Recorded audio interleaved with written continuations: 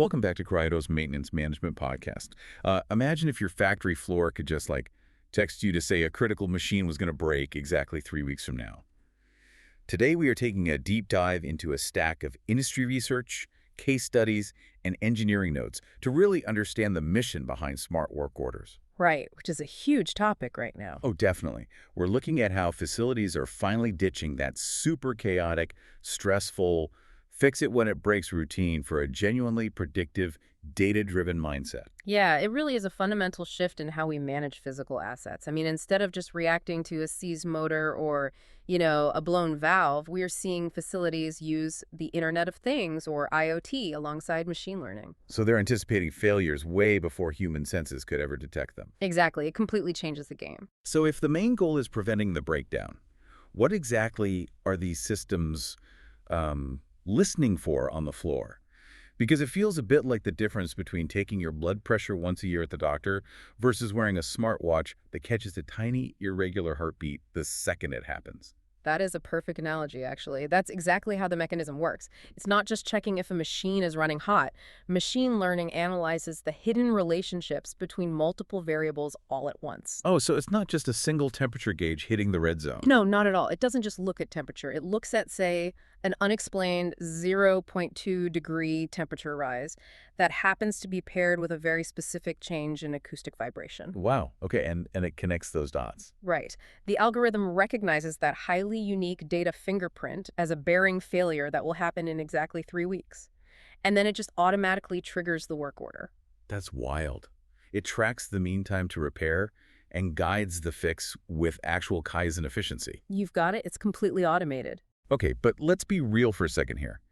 Equipping a legacy 1990s production line with hundreds of sophisticated IoT sensors, well, that isn't cheap. Are businesses actually making their money back on this? I know. It sounds super expensive up front. Yeah, I mean, is this just expensive tech bloat for the listener who might be trying to pitch this idea to their boss tomorrow? It is a completely valid concern, definitely.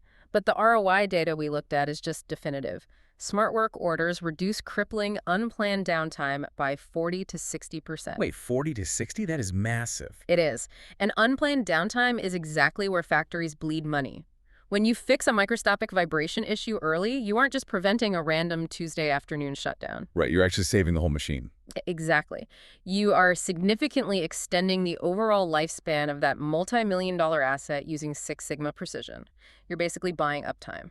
All right, so let's say you are listening to this right now. You buy into the concept, but your current facility has absolutely zero smart tech. I mean, everything is completely manual.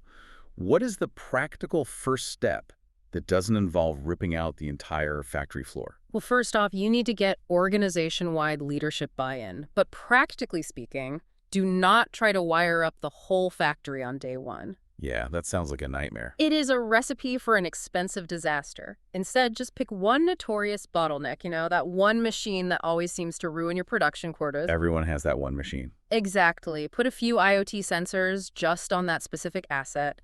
Pilot that one line, monitor the vibration and temperature, catch a failure early, and then document the actual money you saved. So you prove the ROI locally first. Yes, exactly. You take that hard data to leadership, analyze it, and then scale it proactively across the rest of the facility. That makes total sense.